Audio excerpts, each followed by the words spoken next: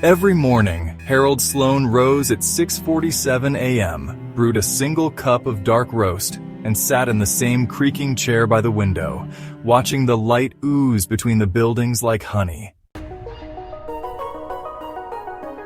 He lived in apartment 4C, 4 floors of beige routine above the clamor of the city, suspended in a life reduced to repetitions.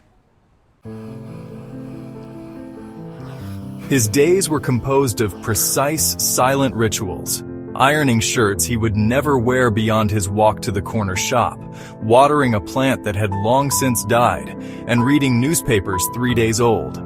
Time had become more a texture than a measurement, soft and wrinkled. He preferred it that way. On a Tuesday, so like the others it could have been a photocopy, the knock came. Sharp, surgical. A package was left at his door, brown-wrapped and humming with odd weight. To Miss Eleanora West, apartment 4C. Harold did not know an Eleanora West, but the name stirred a distant pressure in the air, as if someone had whispered it once in his sleep. He brought the box inside and placed it on the table like a volatile thought. No return address, no markings beyond the name. For 3 hours he circled it, sipped tepid coffee, and stared at his reflection in the microwave door. Then, with trembling precision, he opened it. Inside, a glass orb wrapped in silk, no larger than a grapefruit.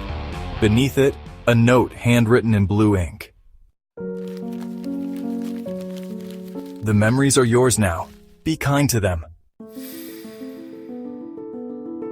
He touched the orb. It was warm. Then, the apartment shifted. Not literally. The walls held.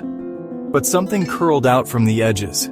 Scents he'd never smelled but somehow missed. The feel of sand between toes he hadn't had since childhood. A woman's laughter with a lilt he couldn't place. Names and images unspooled inside his mind. A swing set in autumn. The taste of saffron stew.